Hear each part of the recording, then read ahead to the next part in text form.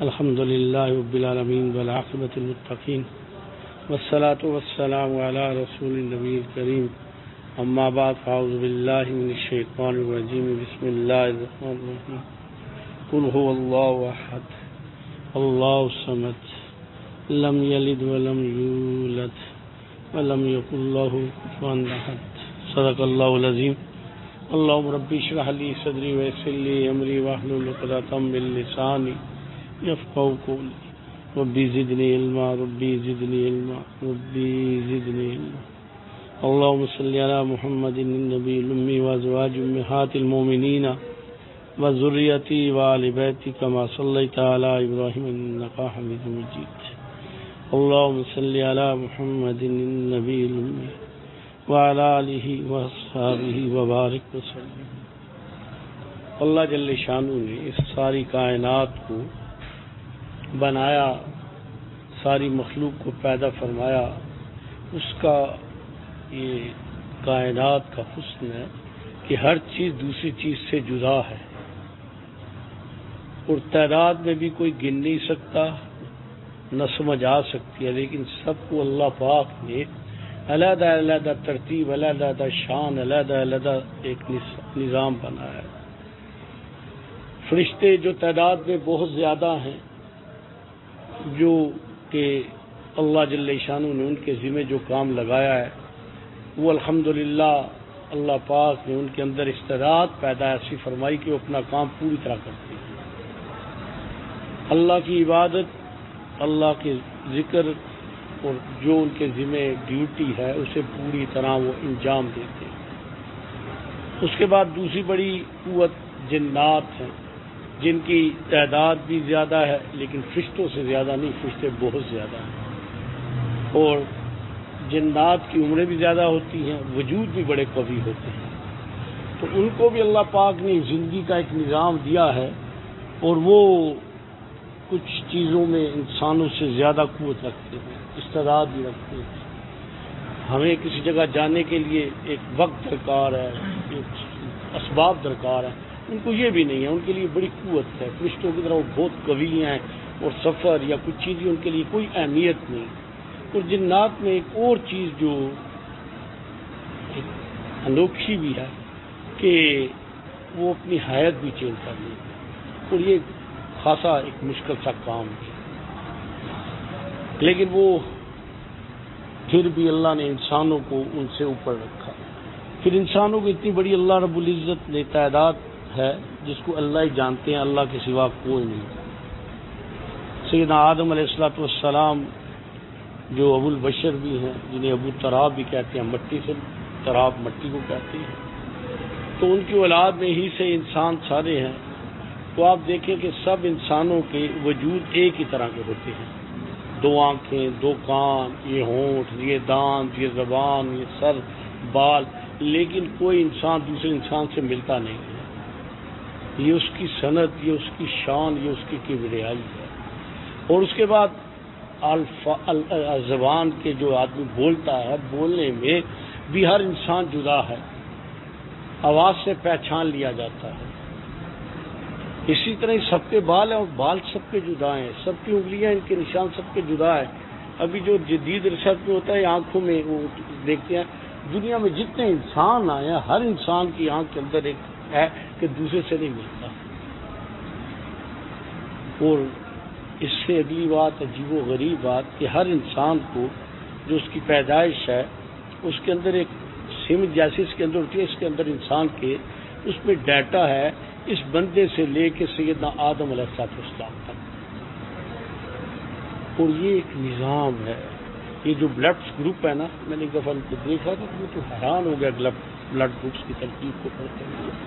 تو یہ اتنا ایک عجیب نظام ہے، یہ باڈی کا ہے۔ اس کے بعد اعضاء و جوارح اس پہ اگر جائیں تو ایک دن نہیں، یہ تو سالوں سال لگ جائے، انسان اس کو نہیں سمجھ سکتا، ایک سل کو نہیں انسان سمجھ سکتا۔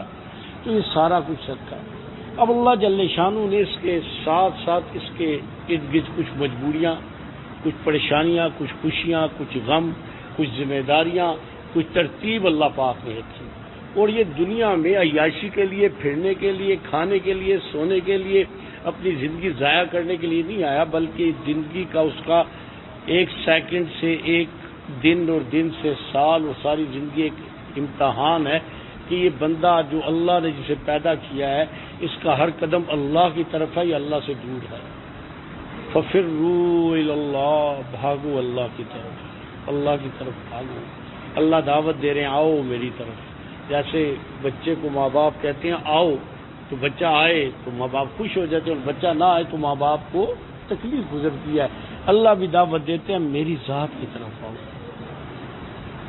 اللہ کی طرف ہر نبی جتنے انبیاء علیہ السلام آئے انہوں نے ایک کلمہ سب کا مشترک تھا، لا الہ الا اللہ. سب کا ایک کلمہ مشترک تھا، آگے نبوت کے اعتبار سے علیحدہ تھا. سب نے اللہ کی دعوت دی، اللہ کی ذات کی دعوت دی، اپنی ذات کی دعوت نہیں دی کسی نبی نے. سب نے اللہ کی طرف لے گئے اور اللہ کے سامنے کھڑا کر دیا، اور مقصود بھی ہے کہ بندہ اللہ کا بن جائے، اللہ والا ہو جائے، اللہ کے ساتھ نسبت اسے نصیب کرے. اب یہ ساری چیزیں جو میں نے عرض کی ہیں یہ انسان کو دے کے، اختیارات دے کے، قوت دے کے، سب کچھ دے کے اللہ یہ دیکھنا چاہتے ہیں کہ بندہ میری مرضی اپناتا ہے یا اپنی مرضی کرتا ہے. یہ ہے امتحان. اسٹیئرنگ آپ کے ہاتھ میں دے دیا گیا ہے، گاڑی ہے، اب آپ کی مرضی ہے کہ آپ گاڑی کو ٹریک سے اتار کے لے جائیں، کس سپیڈ سے چلائیں، اوور سپیڈ سے چلائیں، سلو بھی ہو جائیں، کھڑی کر دیں. یہ آپ کو اختیار دیا گیا، بس اتنا. لیکن جب آپ کا ٹائم پورا ہو جائے گا تو دی اینڈ، چلو بھی اتر جائیں، ختم. یہ زندگی ایک جسے ایک امتحان ہے. ہم نے اسے ایک عیاشی، ہم نے اسے ایک وقت کا گزارنا، وقت کا ضائع کرنا اور دنیا ہی کی جمع کرنے میں اور دنیاوی خواہشات میں اسے ڈال دیا ہے. یہی وجہ ہے کہ پھر موت سے ڈر لگتا ہے. ڈر اسی لیے لگتا ہے کہ جس آدمی کے پاس کچھ نہ ہو اور اس کو کہو بھی آپ جاؤ تو وہ کیا کرے گا؟ اس کے پاس وہ ہے ہی کچھ نہیں، اس کے پاس تو کچھ بھی نہیں ہے، کیا کرے گا جا کے؟ جسے اللہ پاک نے توفیق دے دی اسے ڈر نہیں لگتا، اس کی خوشی کا دن ہوتا ہے. دیکھیں ایک آدمی ہے، اس کو ایک عہدہ مل گیا ہے تو وہ انتظار کر رہا ہوتا ہے کہ ابھی گاڑی آئے. تو گاڑی میں پولیس والے آتے ہیں، لوگ آتے ہیں، انہیں دیکھ کے خوش ہو جاتا ہے اور بڑے شان سے باہر نکلتا ہے، وہ اسے لے کے جاتے ہیں. لیکن ایک آدمی مجرم ہے تو اس کے طرف پولیس آتی ہے تو چھپتا پھرتا ہے. یہی حال ہے آدمی کی موت کا. اگر اللہ کے حکموں کو مانا تو موت کا انتظار کر رہا ہوتا ہے، اس جیسا خوش نصیب دن آیا ہی نہیں تھا، آج آ رہا ہے. اور اگر اللہ کی نافرمانی کے ساتھ جائے گا تو ایسا بدقسمت دن کبھی بھی نہیں آیا تھا جو آج آ رہا ہے.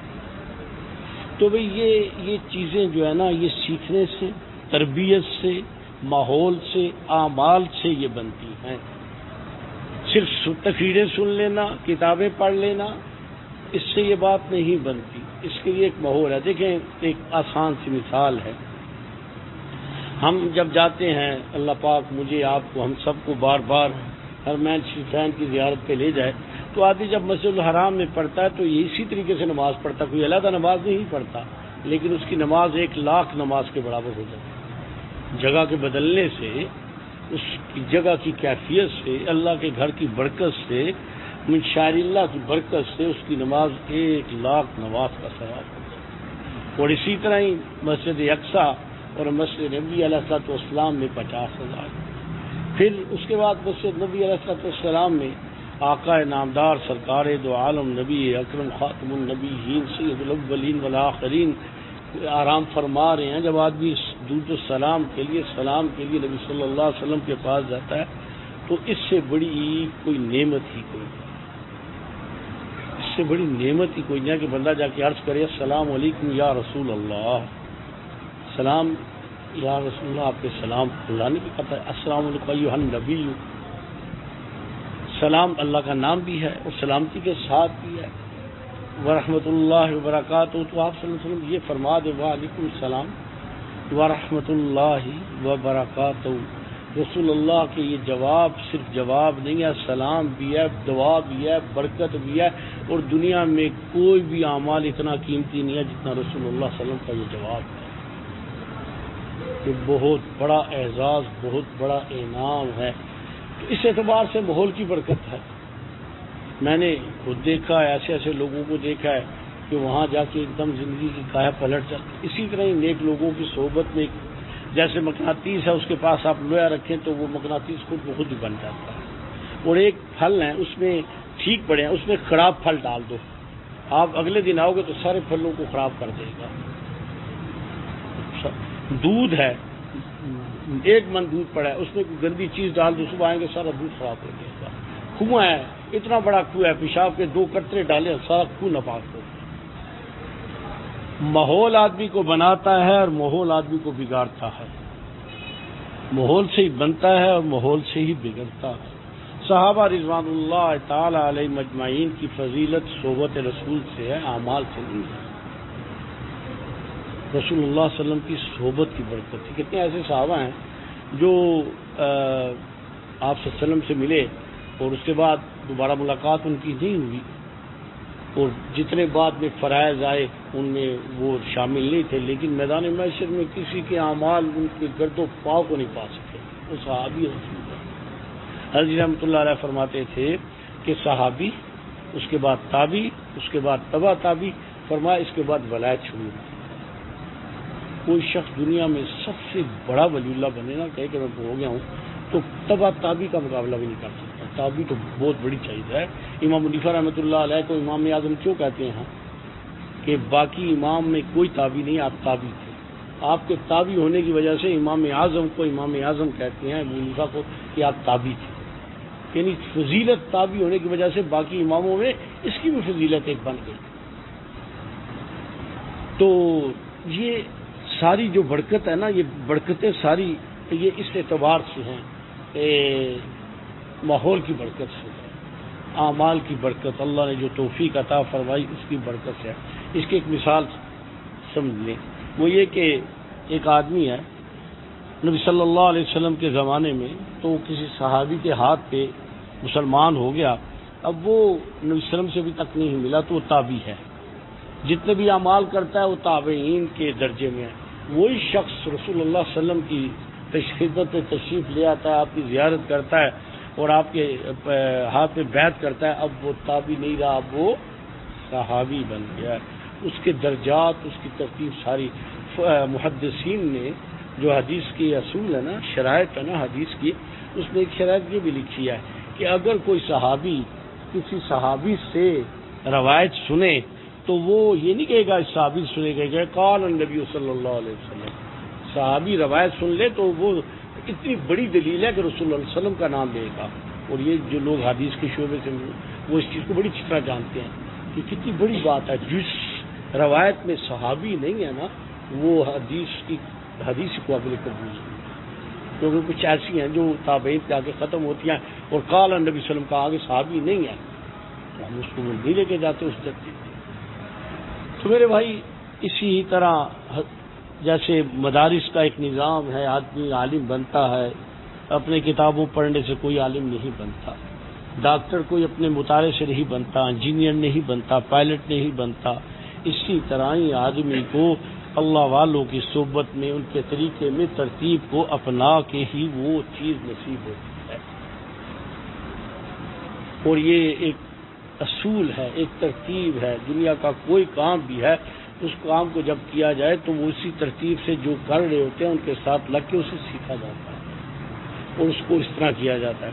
تو میرے بھائی یہ جو ذکر اذکار ہے اس کی بنیاد جو ہے نا وہ برکات نبوی ہے، نور نبوت ہے۔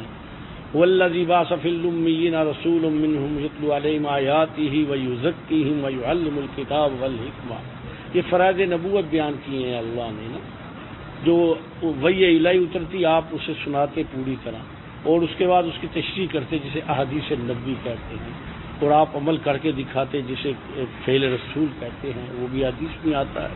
اور اس کے بعد آپ کی صحبت میں یہ برکت تھی کہ آنے والے کے قلوب میں نور پیدا ہوتا اور قلب سلیم بن جایا کرتے، ان کا باطن روشن ہو جاتا اور وہ اللہ کے پسندیدہ بن جاتے۔ معصوم تو صرف نبی ہوتے ہیں، صحابہ رسول اللہ کی صحبت کی برکت سے محفوظ ہوتے ہیں۔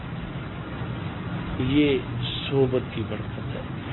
جس طرح علماء نے قرآن کو، حدیث کو آگے لے کے امت تک پہنچایا، تو حضرات صوفیاء نے قرآن حدیث کو چھوڑ نہیں دیا، قرآن حدیث کو ساتھ لے کے پھر ساتھ وہ برکات بھی کہ لوگوں کے ظاہری علم کے ساتھ ان کو باطنی طور پہ بھی منور کیا جائے، یہ ہے تصوف۔ اسے احسان کہتے ہیں، اور یہی اللہ والوں کا ہی خانقاہی نظام ہے۔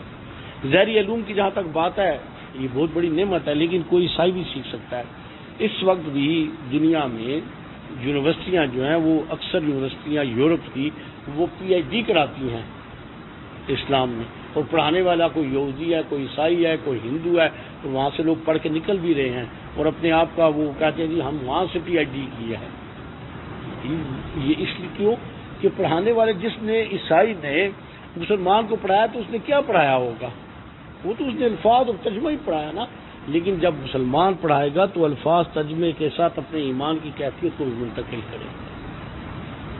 حضرات علماء دیوبند، اللہ ان کے درجات بلند فرمائے، اللہ ان پہ رحم سے فرمائے، یعنی ایسے علوم میں، ایک ترتیب میں، ایسے جماعت میں، ایک اللہ پاک نے اس دور میں بڑی برکت رکھی۔ ایک وہاں کی صفائی کرنے والے سے لے کے صدر مدرس، شیخ الحدیث اور مفتی تک سارے ولی اللہ تھے، اور طالب علم زمانہ طالب علمی ہی میں ولی اللہ بنتا تھا، اور ان کا استاد ہوتا تھا، شیخ الحدیث بھی ہوتا تھا، ان کا شیخ بھی ہوتا تھا۔ ان سے ایک طرف وہ قال نبی وسلم زبان سے ان کے نکل رہے کو کانوں سے سنتے تھے، اور اس کے دل سے وہ نور کی کیفیت اپنے دل میں منتقل کرتے تھے۔ آج یہ دونوں چیزیں علیحدہ ہو گئی۔ جو جہاں پھنسا ہے وہ کہتا ہے مجھے دوسرے کی ضرورت ہی نہیں ہے۔ اگر نہیں ضرورت تھی تو حضرت حاجی مہاجر مکی رحمۃ اللہ علیہ کے ہاتھ میں حضرات کو بیعت کرنے کی کیا ضرورت پڑ گئی تھی؟ اتنے بڑے عالم تھے یہ لوگ سارے۔ تو بھئی یہ یاد رکھ لیں کہ جب یہ تعلق مضبوط ہوتا رہتا ہے تو ترتیب مضبوط ہوتی ہے، تعلق کمزور ہوتا ہے تو یہ چیزیں کمزور ہوتی ہیں۔ دیکھیں سارا کچھ چل رہا ہے نا، ابھی لائٹ آہستہ ہو جائے، وولٹیج کم ہو جائے نا، تو پنکھے بھی آہستہ ہوں گے یا بند ہو جائیں گے، کچھ اے سی چلے گا ہی نہیں، اور اگر لائٹ چلی جائے تو سارے ہی بند ہو جائیں گے۔ اسی طرح یہ اللہ کی محبت کے ذریعے ہیں، یہ لوگ پائپ لائنز ہیں، ان کے ذریعے یہ چیزیں منتقل ہوتی ہیں۔ برکات نبی جو ہے رسول اللہ صلی اللہ علیہ وسلم کے سینے سے، مشائخ سے ہوتے ہوئے آگے آتے ہیں اور منتقل ہوتے ہیں۔ اگر یہ رابطہ کٹ جائے تو پھر یہ منقطع ہو جاتا ہے۔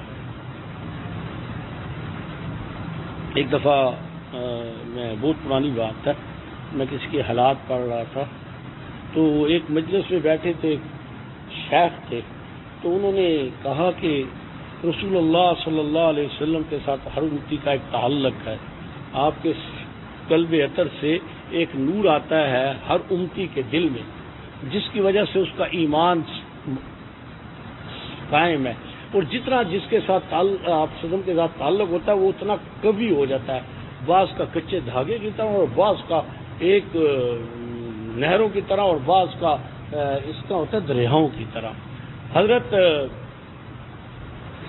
شاہ عبدالعزیز رحمہ اللہ نے بھی اس کو لکھا ہے، اور اس کو تفسیر مدری میں بھی ہے۔ حضرت مولانا زکریا رحمۃ اللہ علیہ نے بخاری شریف کی جو تقریر بخاری لکھی، اس کو پورے باب کو کیا، یہیں سے باب الوضو وہی سے شروع کیا کہ شیخ سے جو یہ چلتی ہیں ان کی نوعیت کیا ہوتی ہے۔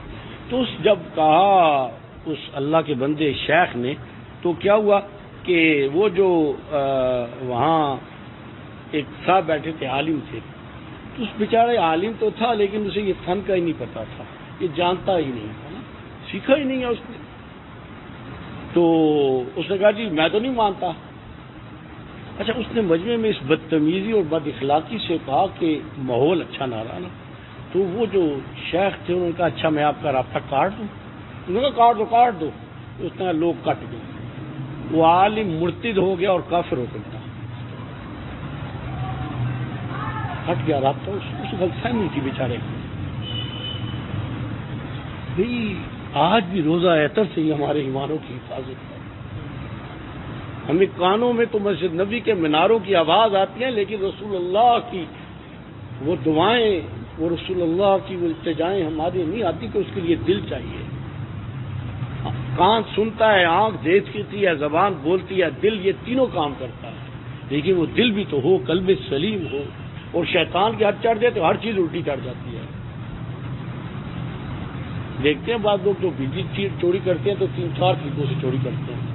ایک میٹر الٹا گھما دیتے ہیں، کئی میٹر روک لیتے ہیں، مختلف طریقے ہیں. کئی اس طرح ہوتا ہے کہ آگے نہیں جانے دیتے, وہاں سے ڈائریکٹ کوئی چیز لگا لیتے ہیں. اسی طرح شیطان بھی جب آ جاتا ہے نا تو دل کا میٹر الٹا کر دیتا ہے, دماغ کو بھی الٹا چلا دیتا ہے. اور بندہ کہتا ہے چل تو رہا ہے نا, وہ یہ نہیں دیکھ رہا کہ الٹا چل رہا ہے, ریورس چل رہا ہے. یہ تو بھئی یہ ساری چیزیں, یہ برکات جو ہے نا, یہ اس ترتیب کے ساتھ ہے کہ آدمی اسی ترتیب سے رہے, اس ضابطے کے ساتھ رہے. دیکھیں ریل گاڑی کتنی تیز چلتی ہے, لیکن اس وقت تک جب وہ پٹری تک ہوتی ہے, پٹری سے اتر جائے تو چلنا تو دور کی بات, خود بھی تباہ ہوتی ہے اور اس میں بیٹھے بھی تباہ ہو جاتے ہیں. ہوائی جہاز کتنی بلندی میں کتنا تیز چلتا ہے, اور جتنا اوپر میں نے بڑے جہازوں میں بھی سفر کیا جو زیادہ بلندی پہ والے بھی, ان کی سپیڈ بہت زیادہ تیز ہوتی ہے. وہ جتنا اونچا جاتا ہے تیز جاتا ہے, سفر بھی کم کر دیتے ہوتا ہے, لگتا ہے وقت لگتا ہے. اللہ نہ کرے کہ وہاں وہ پرابلم آ جائے تو آپ سوچ سکتے ہیں کہ کتنا بڑا حادثہ ہوتا ہے. تو بھئی اسی ہی طرح دین جو ہے نا, رسول اللہ صلی اللہ علیہ وآلہ وبارک وسلم کی اتباع کا نام ہے. حضرت جی رحمۃ اللہ علیہ ایک جگہ فرماتے ہیں کہ ایک ہاتھ میں اللہ کا قرآن اور دوسرے ہاتھ میں سنت رسول اور سامنے سلف صالحین کا رستہ. اب اس بات کو ذرا غور سے سنیں. بھی قرآن بھی ہے, حدیث ہے, سامنے سلف صالحین کے رستے کی کیا ہماری اوقات نہیں ہے کہ براہ راست قرآن اور حدیث کو سمجھ سکے. وہ ہم سے زیادہ ذہین, سمجھدار, نیک, مخلص, اللہ کے تعلق والے اور دیندار لوگ تھے. انہوں نے جو دین کو سمجھا ہم نہیں سمجھ سکتے. ہمارے لیے ایک ہی صورت ہے کہ ہم ان کی اتباع میں چلیں.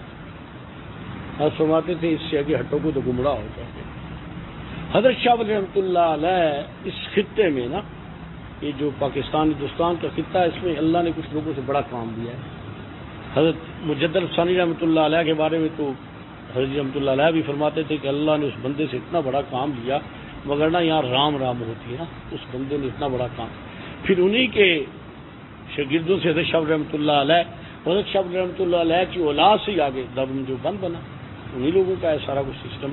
تو حضرت شاہ رحمۃ اللہ علیہ کے بارے میں کہا جاتا ہے کہ پاک و ہند میں, یہ جو پاک و ہند میں پاکستان, ہندوستان, افغانستان کا یہ حصہ بھی اور یہ بنگلہ دیش, یہ سارا علاقہ, ان سے بڑا کوئی عالم نہیں تھا. آج بھی ان کی کتابیں پڑھنے کے لیے علوم چاہیے, ورنہ عام عالم بھی نہیں کتاب پڑھ سکتا ان کی, اتنا بڑا عالم تھے.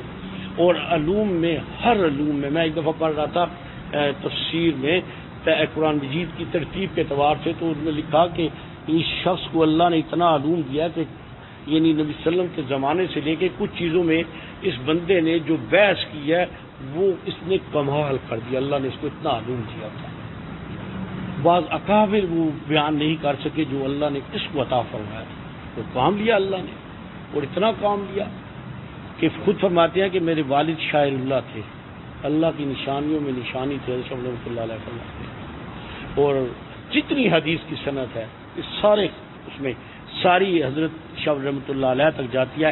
حضرت شاہ رحمۃ اللہ علیہ سے لے کے سند رسول اللہ صلی اللہ علیہ وسلم تک امت میں رائج ہے, اس کو کوئی چیلنج نہیں کر سکتا. سب کی جتنی بھی سند ہوتی ہے وہ حضرت شاہ رحمۃ اللہ علیہ تک جاتی ہے. تو حضرت شاہ رحمۃ اللہ علیہ اپنے بارے میں لکھتے ہیں کہ الحمدللہ مجھے علم ترتیب اتنی اچھی ہو گئی کہ میں نے ایک دفعہ رسول اللہ صلی اللہ علیہ وسلم سے عرض کیا کہ یا رسول اللہ, اللہ نے مجھے ظاہری علوم بہت اچھا عطا فرمایا اور الحمدللہ اللہ کا بڑا مجھ پہ احسان ہے, تو یا رسول اللہ میں تقلید چھوڑ دوں, مجھے خود اتنا قرآن. تو فرماتے ہیں رسول اللہ صلی اللہ علیہ وسلم فرمایا گمراہ ہو جاؤ, یہ مجھے اپنی کتاب ہے, گمراہ ہو جاؤ گے. کون؟ جس جیسا آدمی تھا ہی کوئی پاک و ہند میں علم میں. تو کون ہو سکتا ہے کہ جی مجھے مشاہد کی بھی تو ضرورت نہیں رہی. میں نے ذکر میں بتایا کہ ابھی ملتان میں ایک صاحب فوت ہوئے ہیں, تو وہ شروع میں چلو بھائی کہ تمہیں اللہ نے تمہیں منصب ہوگا جو ہے, لیکن بدتمیزی بد اخلاقی, تو ایسے مجلس سے کہتا ہو شیخ عبد القادر جیلانی کون ہے ابھی, وہ اس بد اخلاقی سے یہ کہتا تھا الفاظ, دماغ خراب ہو گیا تھا نا, کیونکہ شیخ عبد القادر رحمۃ اللہ علیہ کو اللہ نے بڑا پت کاٹ دیا ہے, تو شیطان سب سے پہلے ان کو جب مارتا ہے. جو بندہ یہ کہتا ہے نا سمجھ شیطان کے ساتھ لگ گیا ہے. تو میں نے حضرت رحمۃ اللہ علیہ کو دیکھا, ادب کے نام سے ان کا نام نہیں پیر صاحب فرمایا کرتے تھے. تو پھر اس سے بعد آگے چلا گیا، پھر کہتا ہے جی مجھے مشائخ کی ضرورت لے رہی ہے، رسول اللہ صلی اللہ علیہ وسلم نے مجھے سلسلہ دے دیا، اس نے اپنے سلسلے کا نام سلسلہ محمدیہ رکھ دیا، اپنا نام رکھ لیا، 4 سلاسل ہیں، یعنی اب میں سلسلہ محمدیہ میرا آ گیا، اس سے بھی آگے چلا گیا۔ پھر میں نے اس کی کیسٹ مجھے ایک بندہ تھا بھیجتا تھا، پھر میں نے اس بندے نے پھر مجھ سے گلا شکوا کیا، یار میں بھیجتا ہوں آپ سنتے نہیں ہیں، ایک دو سن کے باقی میں نے کہا یہ شیطان ہے یار۔ کہتا ہے ایک دن میں نے خود سنی، ہاں بھی یہاں دیکھو دیکھو نا میری مجلس میں بکر صدیق عمر فاروق بیٹھتے ہیں، میں نے اس دن انا للہ اور استغفار پڑھ کے اس کے بعد اس کے سب کچھ، آدمی جب گمراہ آتا ہے نا تو پھر یہاں تک چلا جاتا ہے، پہلے اپنا شیخ مشائخ پھر سب کو، پھر صحابہ کو بھی چھوڑ جاتا ہے، کہتا ہے میں تو 14 سال میں ہی تو آیا ہوں، مجھ سے پہلے آیا ہی کوئی نہیں ہے۔ تو بھی میں یہ عرض کر رہا ہوں کہ یہ ساری برکتیں ماحول کے ساتھ۔ میں ایک دفعہ گلگت سے آ رہا تھا کہ جا رہا تھا، مجھے یاد نہیں ہے، ہمارا جہاز اوپر سے نیچے آ گیا اور خاصا نیچے آیا۔ جنہوں نے گلگت کا سفر کیا نا، یہ مدینہ طیبہ اور ریاض کے سفر میں ہوتا ہے، لیکن اتنا نہیں ہوتا جتنا گلگت میں ہوتا تھا۔ اس وقت چھوٹے جہاز ہوتے تھے پرانے فوکر، وہ نیچے آ کر پتہ چلے کہ جو ہے نا دل منہ میں آ کے باہر نکل گیا نا۔ تو میں نے پوچھا پی آئی والوں سے، یار یہ کیا ہو گیا تھا؟ کہتا ہے ایئر گیپس، کہتے ہیں نا یہاں ہوا نہیں تھی تو جہاز نیچے آ گیا۔ اڑتا ہوا جہاز کو جب ہوا نہیں ملی تو نیچے آ جائے، آدمی جتنی بڑی بلندیوں پہ چلا جائے، یہ ترتیب نہیں رہی تو آدمی اس طرح ہی نیچے آ جائے، اور ریورس چل رہا ہوتا ہے اور کہتا ہے میں بڑا تیز چل رہا ہوں۔ تو بھئی یہ ماحول کی برکت ہے۔ اللہم احیینا مسلمین وامتنا مسلمین والحقنا بالصالحین۔ اللہ مجھے نیک لوگوں کے ساتھ رکھ، نیک لوگوں کے ساتھ موت دے۔ اللہ جب میدان محشر میں اٹھائے تو نیک لوگوں کے ساتھ اٹھائے۔ اور اللہ کا نبی کریم ابن کریم ابن کریم ابن کریم ابن کریم سیدنا یوسف علیہ السلام خود نبی، والد حضرت یعقوب، ان کے والد حضرت اسحاق، ان کے والد ابراہیم خلیل اللہ، تو کیا فرماتے ہیں؟ انت ولی فی الدنیا والآخرہ توفنی مسلما والحقنی بالصالحین۔ اللہ میدان محشر میں صالحین، ان نبیوں کے صدقے تو یہ کام چلتا ہے۔ تو بھئی یہ جو ہماری ہاں تبدیلیاں آتی ہیں، اس کی دیکھیں ذکر میں خامی، کمزوری، سستی آ جاتی ہے۔ انسان ہے، کبھی انسان بیمار ہو جاتا ہے، کبھی مصروفیت آ جاتی ہے، کبھی کسی گناہ کی وجہ سے اللہ عارضی طور پہ اس سے توفیق لے لیتے ہیں، یہ بہت زیادہ یہ ہوتا ہے۔ ایسا بھی ہوتا ہے کبھی کوئی گناہ کو ہلکا سمجھنے یا نیکی کو ہلکا سمجھنے کا وبال بھی آ جاتا ہے، لیکن یہ نہیں کہ آدمی سمجھے کہ جی مجھے کس کی ضرورت نہیں رہی۔ ایک ٹہنی، سبز ٹہنی جس پہ پھل پھول لگے ہیں، اسے درخت سے کاٹ دو، چند دن نہیں گزریں گے، نہ اس پہ کوئی سبز پتا رہے گا، نہ پھل رہے گا، نہ پھول رہے گا، خشک ہو کے وہ جلنے کے قابل ہو جائے گی، خشک ہو جائے گی۔ اور ایک ٹہنی جو ساتھ رکھ کے لگی ہے، خزاں آ گئی بالکل خشک ہے، جب بھی بہار آئے گی اس پہ سب کچھ آتا ہے۔ رہ شجر سے پوستہ امید بہار رکھ۔ تو یہ جی اس لیے یہ باتیں ضروری ہوتی ہیں کہ انسان ہے، کمزور ہے، کبھی شیطان اس کو ورگلاتا ہے، کبھی انسان شیطانوں کی صورت میں اسے ورگلا دیتے ہیں۔ بھئی میں تو کسی اور کی بات نہیں کرتا، میں سمجھتا ہوں کہ الحمدللہ جب میں سلسلہ عالیہ میں آیا تھا 74 کی بات ہے، جس طرح میں اس دن اپنے آپ کا اس لوگوں کا محتاج تھا، میں آج اس سے زیادہ ان لوگوں کے ساتھ بیٹھنے کا محتاج ہوں۔ یہ ساری اللہ کے نام کی نیک لوگوں کی جوتیوں کی برکتیں ہیں، اور اللہ کرے کہ انہی نیک لوگوں کے ساتھ اللہ حشر فرما دے۔ اللہ میرے آپ کے گناہ کو معاف فرمائے۔ تو بھئی بات یہ ہے کہ آن لائن کا الحمدللہ ذکر کی ترتیب تو مردوں کی ذرا کمزور ہے، عورتوں کی بہت اچھی ہے الحمدللہ، لیکن پھر بھی الحمدللہ بعض لوگوں کی اچھی ہے، مگر اس کے باوجود کوشش یہ کریں کہ کچھ نہ کچھ عرصے بعد آدمی کبھی جمعے کا ذکر یا اتوار کا ذکر، اس میں کبھی آدمی ملتا رہے، آتا جاتا رہے، اس سے بڑی برکتیں ہوتی ہیں۔ اللہ کے راستے میں چل کے آنا، اللہ کے لیے چلنا، اللہ کے لیے نیک لوگوں سے ملنا، اس کی بڑی برکتیں ہوتی ہیں۔ حدیث مبارکہ ہے کہ جب آدمی کوئی آتا ہے کسی اللہ کے بندے کے ساتھ ملنے کے لیے، دونوں ہاتھ ملاتے ہیں، بیشتر اس کے ہاتھ چھڑائیں، اللہ دونوں کے گناہوں کو معاف فرما دیتا ہے۔ اور یہ اللہ کے لیے تعلق ہے، نہ ووٹیں لینی ہے، نہ چندہ لینا ہے، نہ کوئی فنڈ لینا ہے، نہ کوئی جوتیاں اٹھوانی ہے، نہ کوئی پیر صاحب بننا ہے، کچھ بھی نہیں ہے۔ ایک اللہ کا تعلق ہے کہ جیسے سیلاب آ جائے نا تو ایک آدمی ہو نا تو پانی لے جاتا ہے، لیکن آپس میں ہاتھ سے ملائے ہو نا تو ایک زنجیر بن جاتی ہے، پانی ٹوٹ جاتا ہے، بندوں کو نہیں لے کے جاتا۔ جو کشتیاں قلعے کے ساتھ بندی ہوتی ہیں طوفان انہیں نہیں لے کے جاتے، اور جو آزاد پھر رہی ہوتی ہیں وہ نظر بھی نہیں آتی وہ کدھر چلی گئی۔ تو یہ میرے بھائی یہ اللہ کے نام کی برکت، یہ کیفیت ہے۔ حدیث مبارکہ میں ایک حدیث بھی آتی ہے، میدان محشر میں جب لوگ اکٹھے ہو جائیں گے تو آواز لگے گی وہ لوگ کہاں ہیں کہ جن کا دنیا میں اللہ کے لیے تعلق تھا، اللہ کی نسبت سے تھا۔ تو اتنا بڑی مخلوق سیدنا آدم علیہ السلام سے لے کے آخری انسان تک، تو اس اعتبار سے تو بہت بڑا مجمع ہوگا۔ اس مجمع کے اعتبار سے تھوڑے ہوں گے، ویسے تھوڑے نہیں ہوں گے، ویسے تو کافی ہر دور میں بڑے نیک لوگ بڑے لوگ ہیں، لیکن اس مجمع کے اعتبار سے اتنے نہیں ہوں گے، مجمع بہت بڑا ہے۔ تو ان سے کہا جائے گا تمہارا حساب کتاب نہیں، آپ لوگ جنت میں چلے جاؤ، اس نسبت کی وجہ سے۔ تو کتنی بڑی کتنی، اور پھر حدیث میں اور آپ دیکھیں واقعات میں کہ جنت پہ جانے کے بعد جب آدمی جنت میں چلے جائیں گے تو ایک دوسرے سے، رشتہ داروں سے، آباء و اجداد سے، انبیاء سے، اہل بیت سے، صحابہ سے، سب سے ملتے، دنیا میں جن کے ساتھ تعلق تھے ملتے، جن کے دینی تعلق تھے، جن سے سیکھا تھا سب کو۔ تو جن کو نہیں دیکھیں گے تو ان کو تلاش کریں گے، اور جب تلاش کریں گے تو بعض کے بارے میں اللہ سے پوچھیں گے تو پتہ چلے گا وہ جہنم میں ہیں۔ تو وہ جنت والے جنت میں انہیں جہنم والے دکھائے جائیں گے، تو وہ جنت میں بیٹھ کے اللہ کی بارگاہ میں عرض کریں گے اللہ ہم جنت میں آ گئے، ان کے ساتھ ہمارا تعلق تھا، ان کے ساتھ دینی تعلق تھا، ان سے سیکھا تھا، آج اللہ یہ جہنم میں ہے۔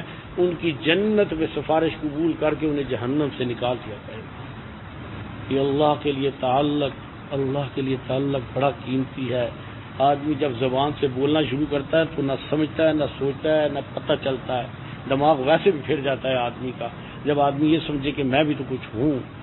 بھئی ہم ہاتھ اٹھا کے نماز شروع کرنے سے پہلے کہتے ہیں اللہ اکبر، بھئی اللہ بڑا تو پھر بات ہی ختم ہوگی، ہم کہاں سے بڑے آ گئے؟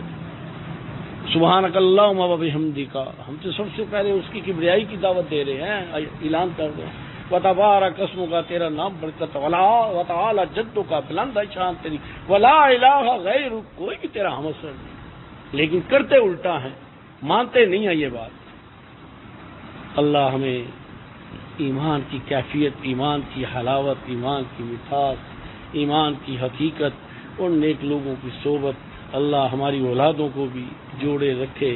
اللہ انہی نیک لوگوں کے ساتھ دنیا برزخ حشر کا ساتھ نصیب فرمائے۔ اللہ ہمارے گھروں میں خیر و برکتیں، محبتیں، رحمتیں عطا فرمائے۔